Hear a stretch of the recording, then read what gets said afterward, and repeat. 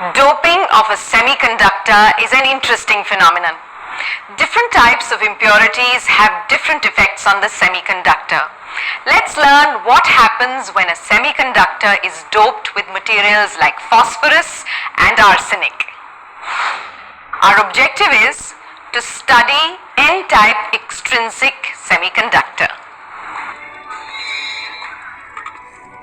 When a pure semiconductor like silicon is doped with a pentavalent impurity such as arsenic, 4 of its valence electrons form covalent bonds with the adjoining silicon atoms.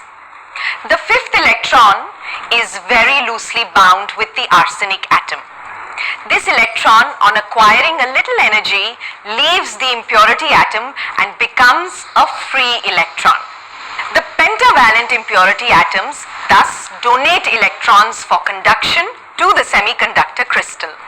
Hence, they are called donors, and the energy level of the donated electrons is called the donor level. In other words, the energy level of these electrons is a little below the lowest energy level of the conduction band. At room temperature, the donor level electrons can easily move into the conduction band. The conduction band electrons outnumber the holes in the valence band, generated by thermal agitation, by many orders of magnitude.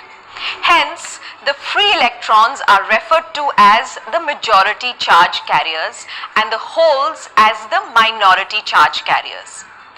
These electrons in the conduction band are responsible for the conduction of current in the N-type semiconductor.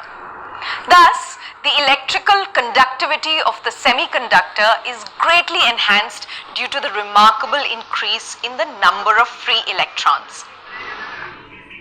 As the net charge in both P-type and N-type is 0, doping does not disturb the neutrality of the semiconductor. The conductivity of extrinsic semiconductors depends not only on the temperature but also on the extent of doping. That is, 1 part of a donor impurity per 10 to the power 9 parts of germanium increases its conductivity by a factor of nearly 10 to the power 3. Hence, we are in a position to understand how doping can produce a dramatic change in the electrical conductivity of a semiconductor. To summarize, in an N-type material, Ne is extremely higher than Nh. We refer to the high number of free electrons as the majority charge carriers and the relatively low number of holes as the minority charge carriers. The current in the extrinsic semiconductor is mainly due to the majority charge carriers in it. The electrical conductivity of the extrinsic semiconductors depends on the temperature and the extent of doping.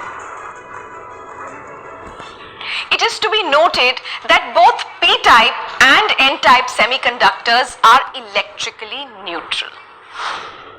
It is interesting to note that various combinations of N-type and P-type semiconductors are used for making electronic components.